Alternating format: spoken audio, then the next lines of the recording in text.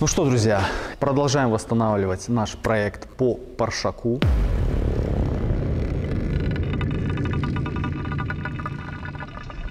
Значит, сегодня нам нужно сделать это задние крылья.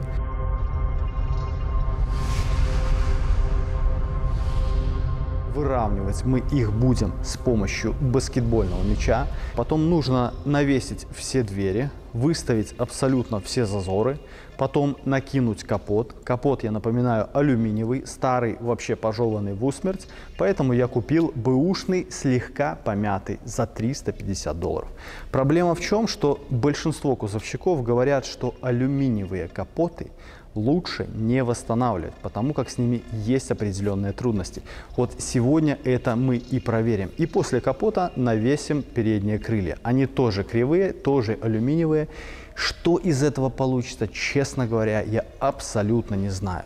И что-то мне подсказывает, будет все это очень и очень непросто.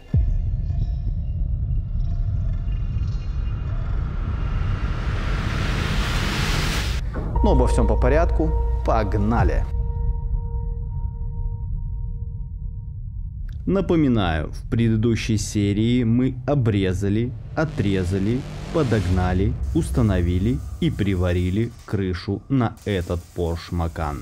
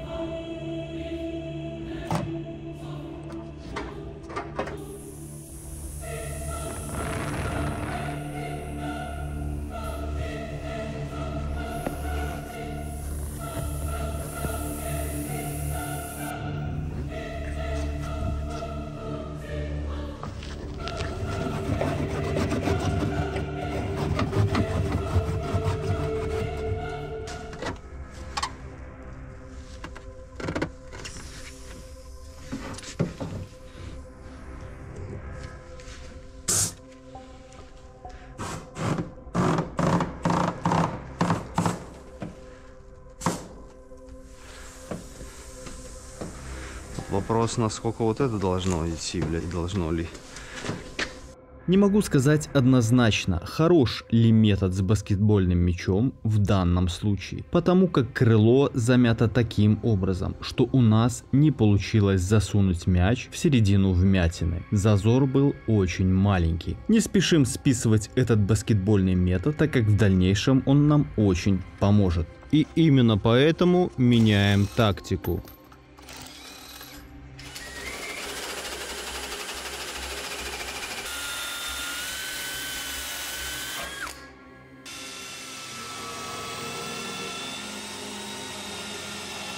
А сейчас мы просто раскрываем арку по шву снизу.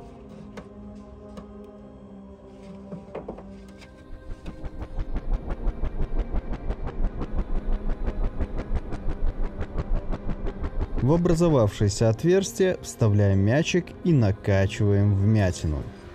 Ну что я могу сказать, вмятина поднимается, причем поднимается вся. Здесь есть свои плюсы и минусы. Так как плоскость поднялась вся, поднялось даже то, что нам не нужно, поэтому придется даже что-то еще и осаживать. Причем форма такая появилась у этой вмятины не то чтобы форма крыла, а появилась просто форма какого-то шара.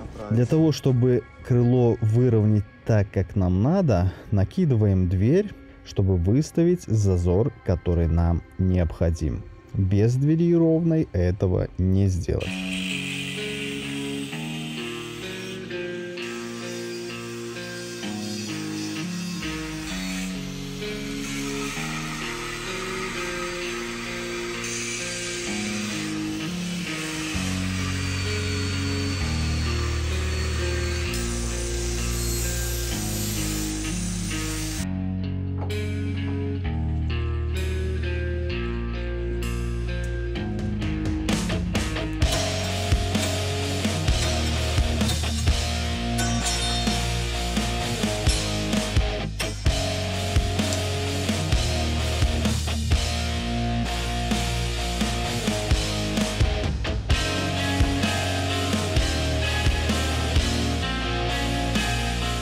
Значит, ту пластину, которую мы сейчас изготовили, мы подкладываем вовнутрь крыла. Таким образом, правильная форма пластины позволяет выдавить сразу ребро правильной формы. Выдавить за раз мы не стараемся. Выдавливаем немножко, потом простукиваем складки. Таким образом, чтобы данная вмятина не возвращалась обратно.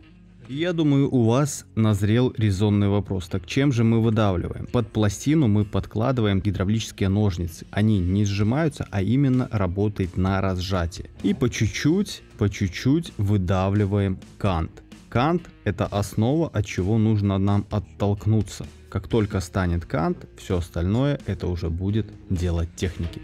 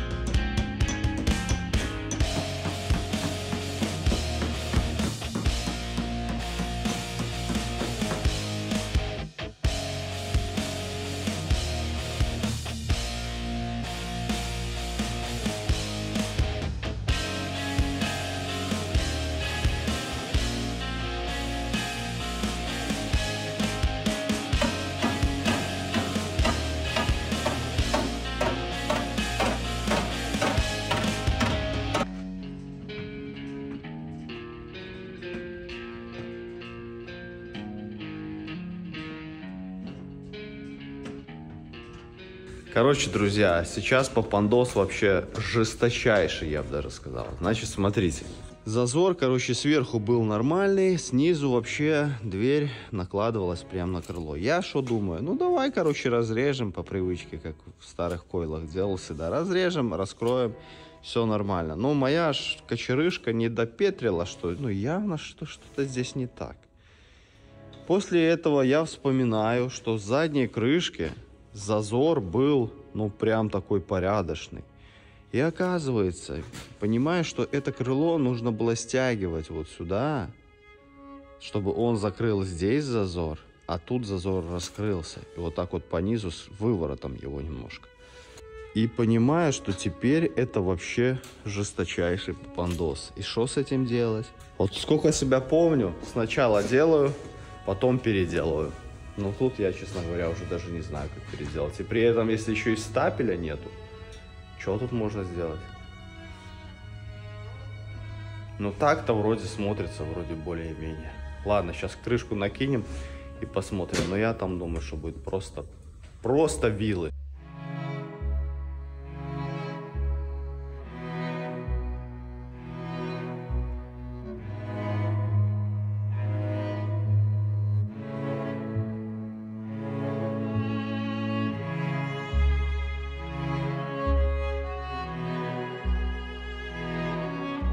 Короче, вот про что я и говорил.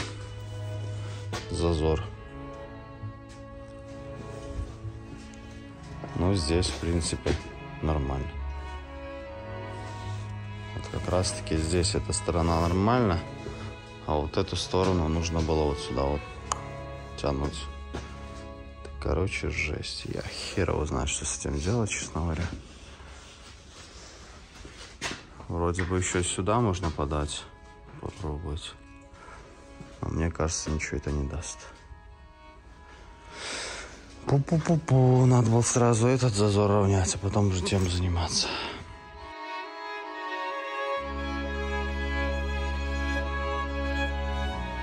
Значит, что у нас получилось? Здесь зазор.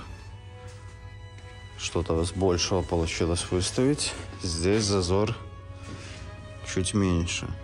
Все, лучше уже не сделать. Но при этом, как бы, это не зазор, это щель у КамАЗа. Клиренс КамАЗа. Здоровая очень. В итоге, вот эту вот часть надо потянуть.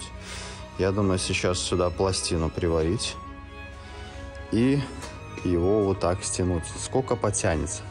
Что получится, то получится. В этот момент там все это простучать, как бы, чтобы зафиксировать. Крышка пускай остается. И будем думать что-то дальше. Вот этот зазор, если бы вот такой там был, в принципе, нормально. Ладно, двигаемся, пробуем. Потому как не бывает нерешимых задач. Все это решается, вопрос времени. И желания, в первую очередь.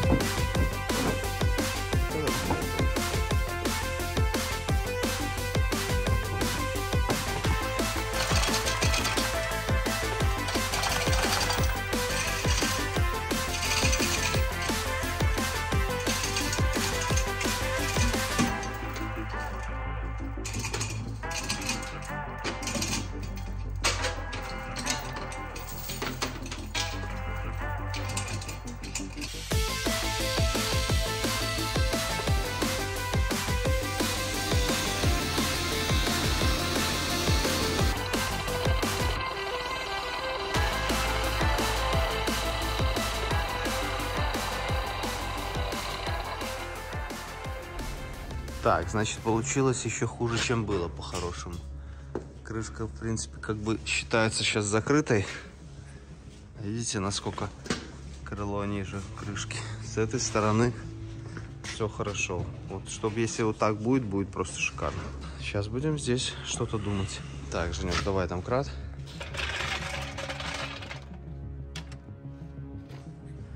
Давай потиху.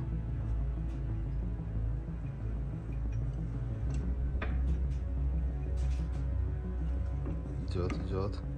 Оп. Всего такое ощущение, что сейчас раскрывает. Ну, то есть возвращается во свояси. Подожди.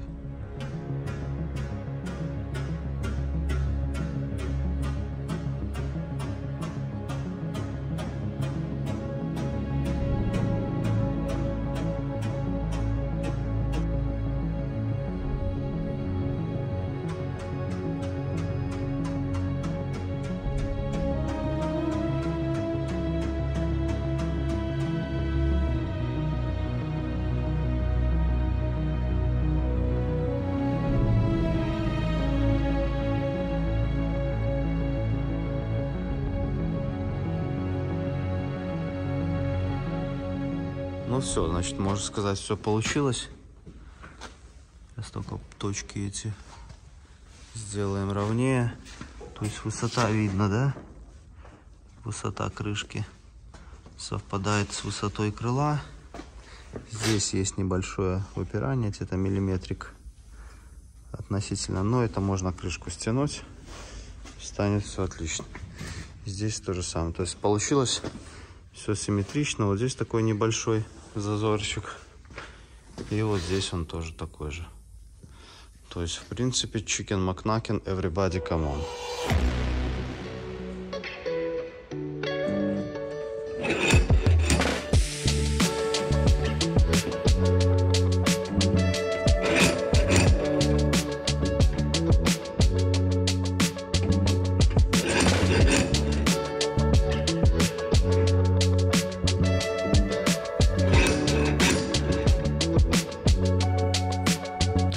Ну и следующим этапом нужно осадить металл. То есть где-то мы, когда выравнивали, металл немножко растянули, поэтому его нужно поставить на место.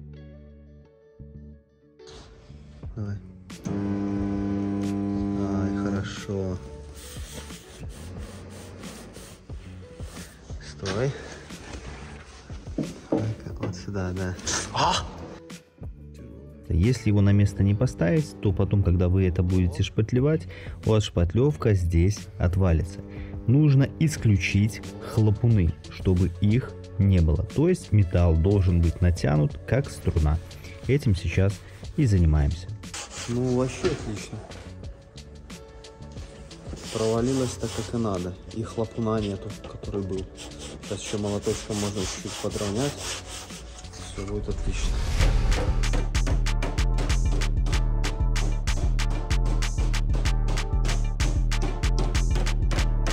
Следом берем машинку и замотовываем плоскость. Делаем это для того, чтобы выявить неровность. Конечно, если у вас машинки нету, можете это сделать просто наждачкой и брусочек, что обрисует все неровности. То есть там, где поверхность не замотована, соответственно, там ямка.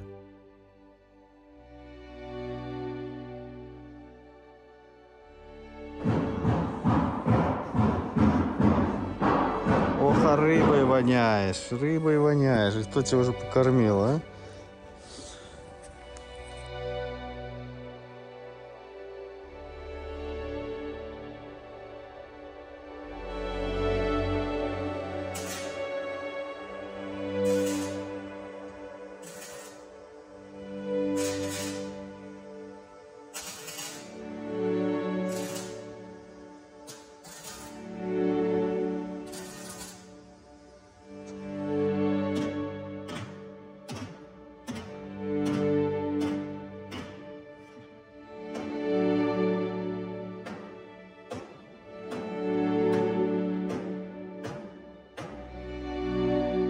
Как вы понимаете, этот Porsche Macan будет с историей. Мы пытаемся восстановить его, чтобы он снова был как новый. Если вы ищете себе автомобиль премиум класса, то я рекомендую Drom. Там огромное количество таких экземпляров, но важное, проверяйте историю перед покупкой. На примере этого отчета Porsche Macan 2019 года с пробегом 57 тысяч, стоимость 6150. Один владелец по ПТС, ограничений нету, не числится в розыске, не числится в залоге. Расчетов по страховым ничего нету, все штрафы оплачены. Причем даже фотография авто из номерограмма, видно, где он до этого фотографировался. Также видно ввоз транспортного средства на территории РФ, постановка на учет, выставлена на продажу. То есть абсолютно вся история чистая и прозрачная есть на этот автомобиль. Почему я советую Drom?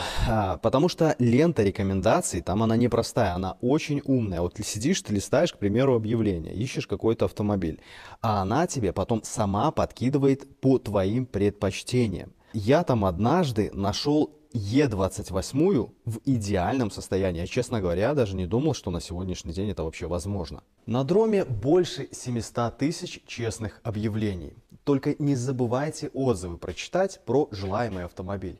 Также, если у вас не нашлось достойного экземпляра, то используйте функцию «Подписаться», и Drom уведомит вас, когда этот автомобиль появится. Скачивайте Drom и ищите со мной достойное авто. Ссылку на Drom я оставлю в закрепленном комментарии. Друзья, за авто иди на Drom. Так, ребята, небольшое пояснение. Значит, что мы сейчас сделали? Мы прихватили низ арки для того, чтобы выставить вот эту вот нижнюю кромку так, как нам необходимо в створ. Дальше нам нужно вытянуть вот эту вот кромочку. Ну, плюс-минус параллельно нижней. Ну, там параллельно, наверное, не столько важно, сколько тоже придать ей правильную форму. Ну, насколько это будет глазу видно, потому как у нас нету оригинала, нам не от чего отталкиваться. Вот. И вот эту вот часть, она немного пузом таким. Ну, вы, наверное, это не увидите, но я объясню, утрирую. Вот типа она вот так вот идет. А ее нужно сделать, чтобы она плюс-минус была ровно. И у нее должен быть здесь вот такой небольшой изгиб. Вот, все остальное, в принципе, это нормально.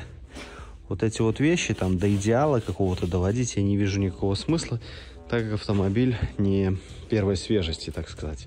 Там резанный, там пиленный и так далее и тому подобное. Как бы оловом там заваливать, можно было бы это сделать, но если бы была проблема только вот с этим местом, все остальное было как бы в идеале, тогда можно. А все, как говорится, нужно всегда соотносить в совокупности. Как я показывал, уже зазор здесь отличный. Здесь зазор очень похож на то, что нам надо. И здесь зазор отличный. То есть за то, что я переживал больше всего, это вот зазор задней крышки. Теперь здесь все чикен-макнакен. И здесь почти. Ну, сейчас мы только добьем этот момент, потом снутри все это заварим, то, что мы там отрезали, для того, чтобы залазить этим ломиком. И будем продолжать дальше. Но в процессе я сейчас все это буду снимать, так что не переживайте.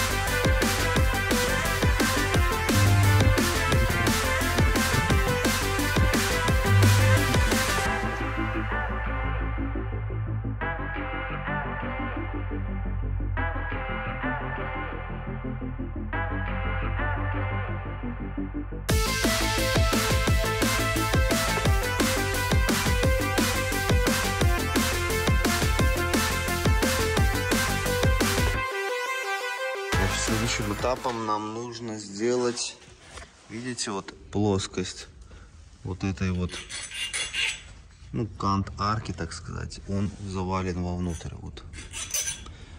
А по заводу он должен быть вертикальным. Вот, значит, сейчас мы его натягиваем и простукиваем вот здесь, чтобы его поставить.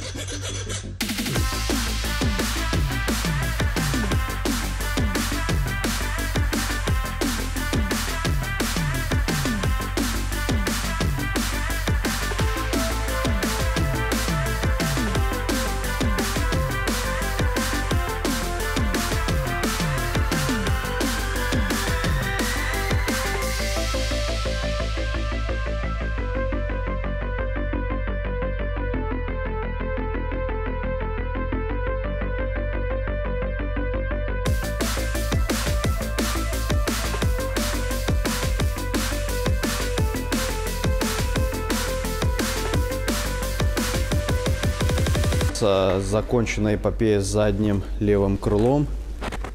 Конечно же, все не идеально, но меня такое устраивает абсолютно. Вот. Этот шов еще надо будет немножко где-то местами подточить. Вот. А пока вот все выглядит вот таким вот образом. Нормально. Нормально. Меня устраивает такое. При том, что сделали, как говорится, своими силами. Вот. А сейчас вот будем разбираться вот с этим крылом. Лично, на мой взгляд, оно кажется гораздо проще, чем то. Здесь сначала нужно подтянуть вот этот вот узел, а потом уже расправлять эти все вмятины. Тем более доступ здесь очень-очень хороший.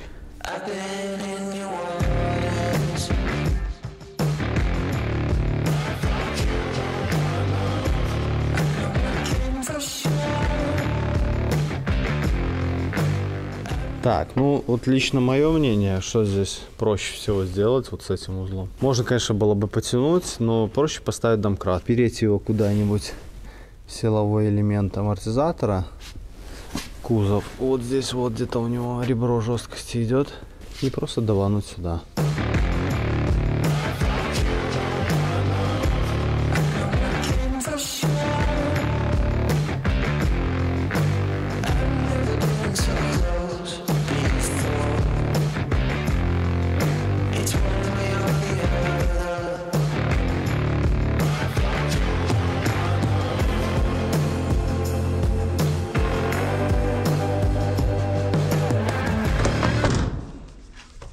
Все, пока низ не трогаю, опускаю.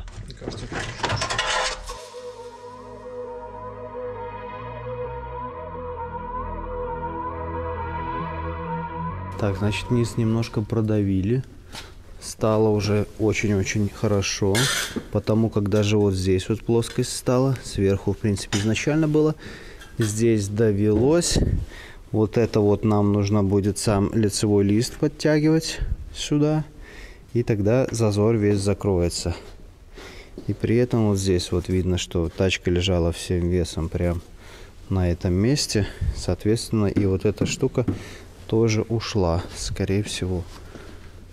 Ну да, видно, там небольшой заломчик такой есть. Надо будет чуть-чуть поддавить.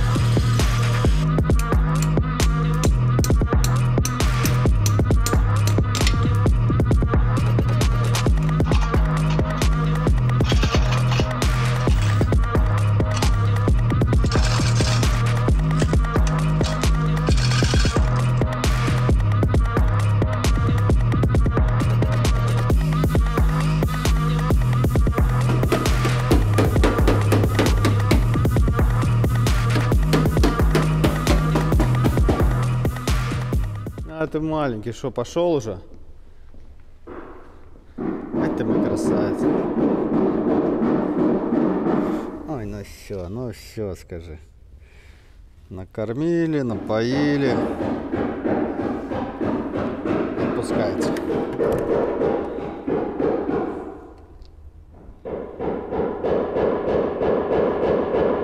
Ну что ты, бетончик? Водички подлить тебе можно? Все, полетел? Давай, все, пока, гуляй. Так, значит, туда запихнули мячик опять. Вот этот залом сейчас должен уйти.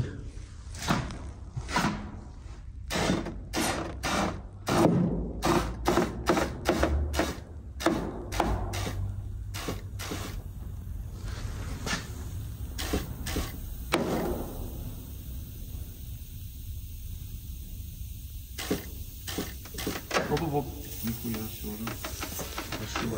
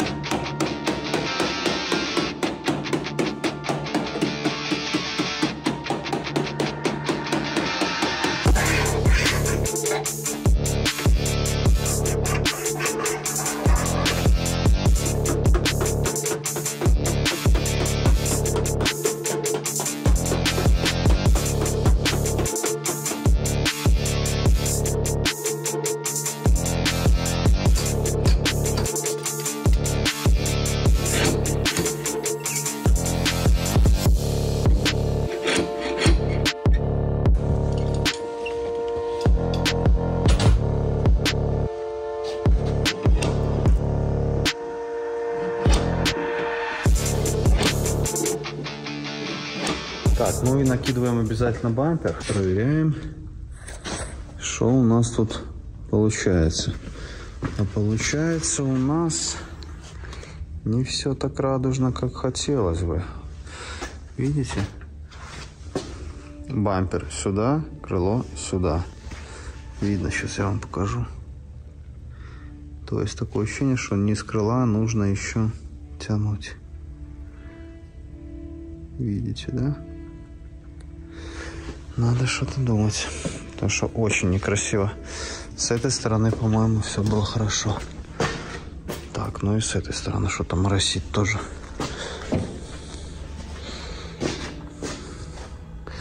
зазор, во всяком случае, что-то мне не нравится. Хотя вроде смотрелось до этого было нормально. Да, вообще херня какая-то. Так, гидравлика в боевой готовности. Давай.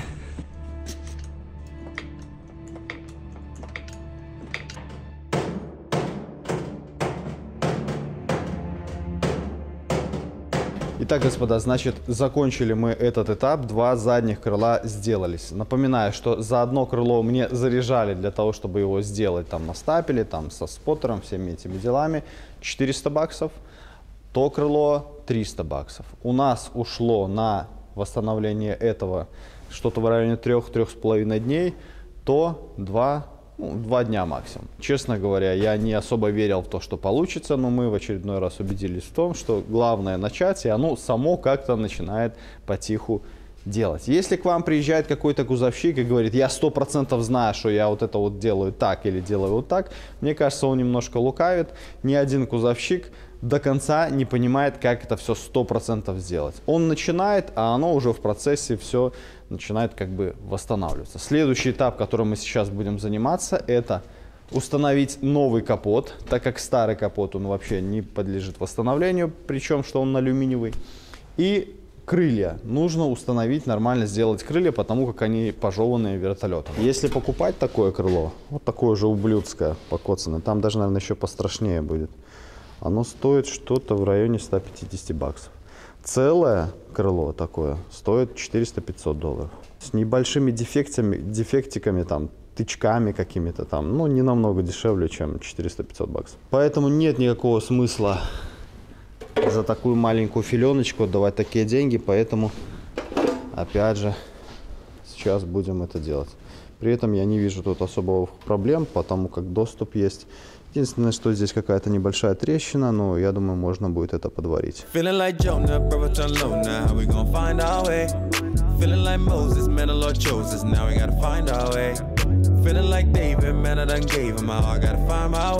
Потиху только.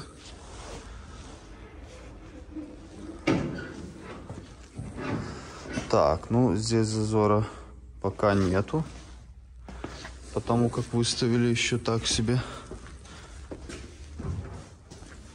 Здесь зазора тоже пока нету.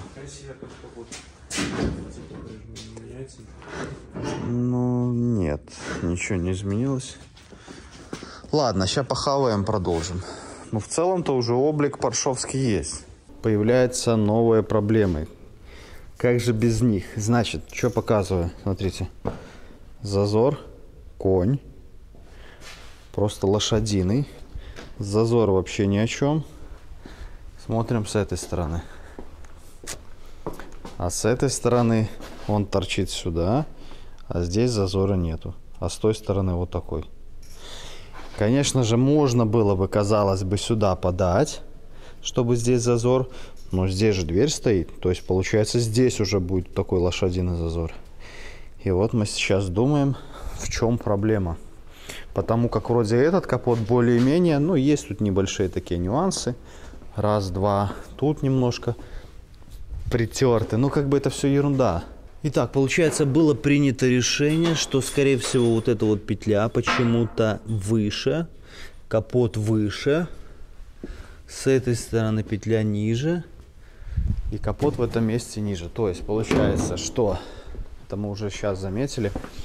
Что вот кант капота и кант молдинга, они должны совпадать. Получается, что здесь капот выше, а с этой стороны, смотрите, он плюс-минус так, как должен быть. Вот, потому что здесь молдинг. Ну, я думаю, здесь тоже надо будет его немножко выставить получше. Поэтому принято решение сейчас ту петлю опустить пониже. Так, ну, покажи сейчас. Вот. Давай, короче, тогда до полного опускания, до полного, и зажимай.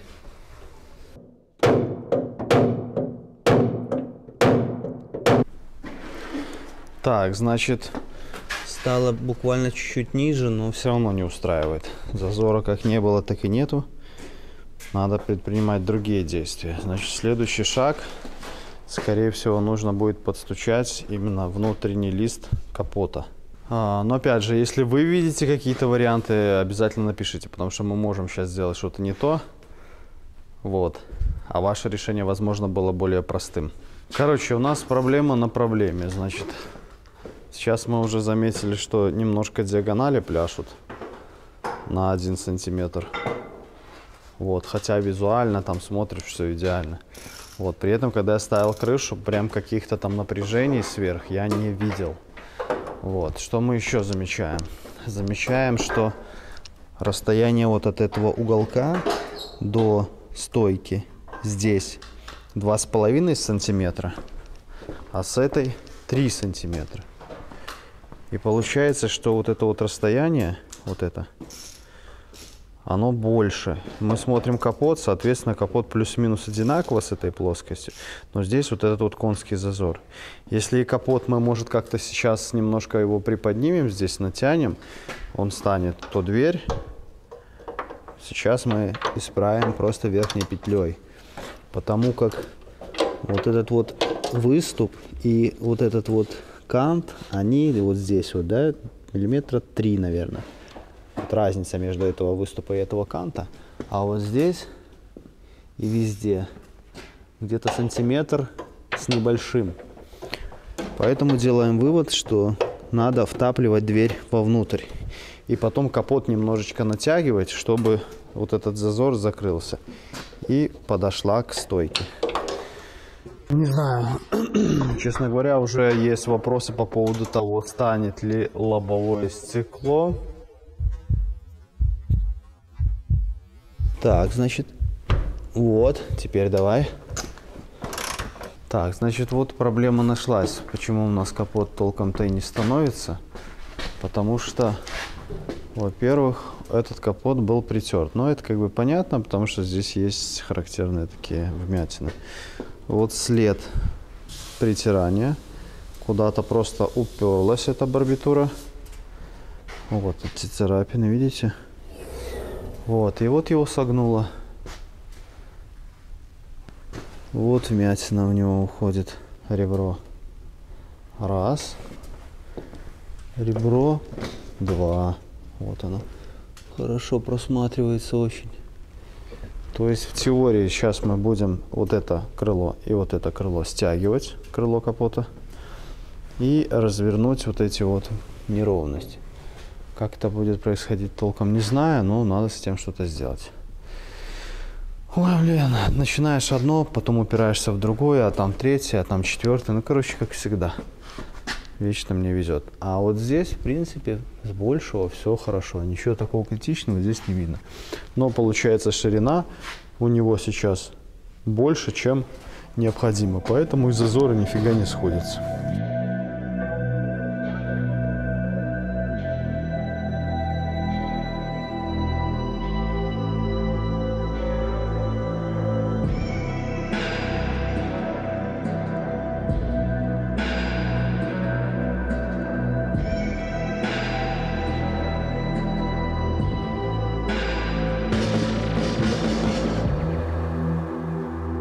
Получилось. Несмотря на то, что есть небольшое расхождение, немножко не совпадают параллели со стойками, как я говорил, там же небольшое расхождение в сантиметр.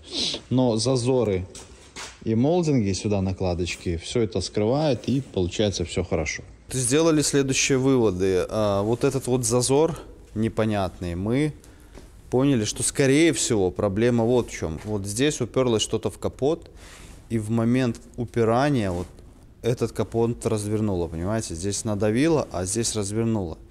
То есть я думал, что там прям вот эти вот средние изломы как бы дают нам вот эту вот непонятную форму. Но скорее всего вот проблема вот в этой штуке. Споттером подтянуть ее мы не можем, это раз. Во-вторых, изнутри подлезть тоже нет, там второй металл. Скорее всего сейчас будем поднимать это клеем. У меня есть там несколько адаптеров пластиковых. Клей он уже разогревается, сейчас будем все это пробовать. Но что с этого получится, блин, неизвестно.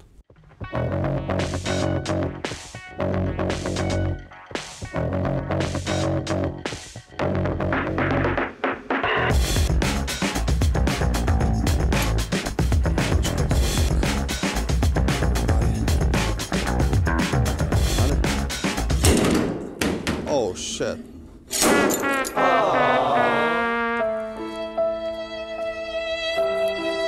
Так, ну пока непонятно.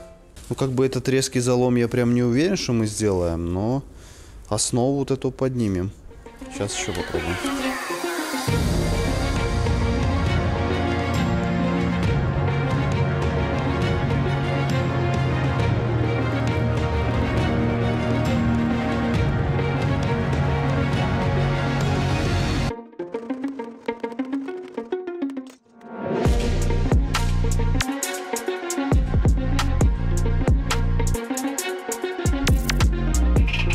Так, значит, выровняли настолько, насколько это было возможным. Тут подняли, но подлезть с обратной стороны вообще никак, потому как здесь усилитель такой вот впаян. Такое ощущение, что специально, чтобы мы туда вот не залезли. Нафиг он там нужен, неизвестно. Так, значит, вот здесь вот, видите,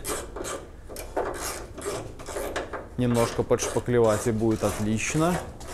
И вот здесь вот, ну, как бы есть, да, но что делать? Если бы у нас был специальный инструмент, я думаю, мы бы трохи наковыряли, но в нашем случае лучше не сделаешь. Шпатлевка алюминиевая знает свое дело. Значит, дальше делаем что? Дальше мы ставим направляющие сюда. Вот, Женя сейчас ставит так.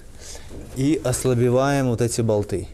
Для того, чтобы капот закрыть и выставить влево-вправо. Для чего? Для того, чтобы вот эти вот зазоры, потому что вот здесь вот прям, видите, натерли капотом, поставили сразу немножко неровно. Сейчас мы таким образом его выставим, двери дополнительно выставим вот эти зазоры относительно двери, и потом уже дальше сейчас будем заниматься уже крыльями.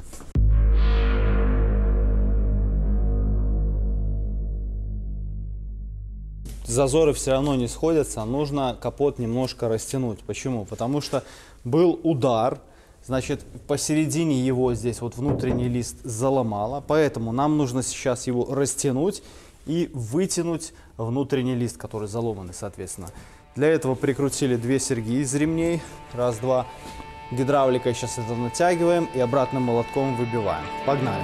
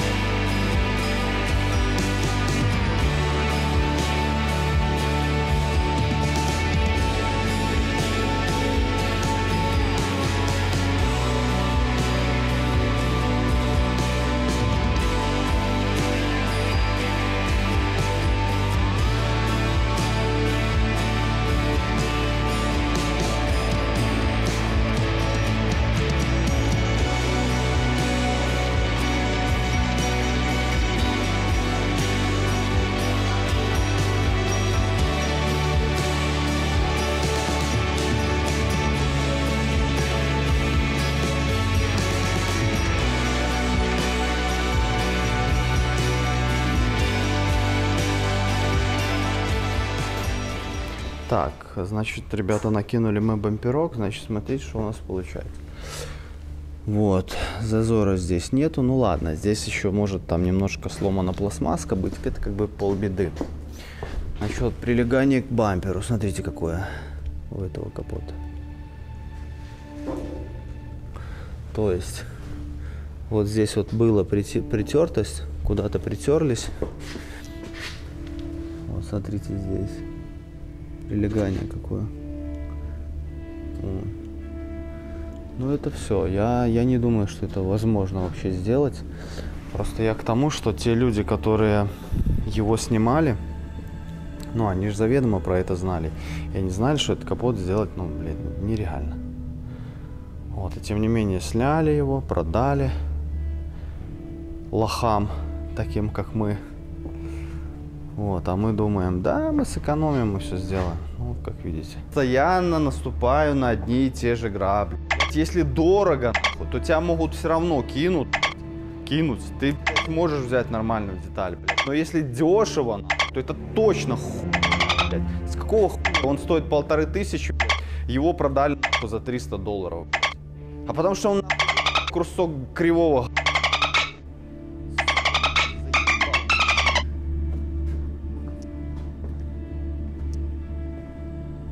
Где топор?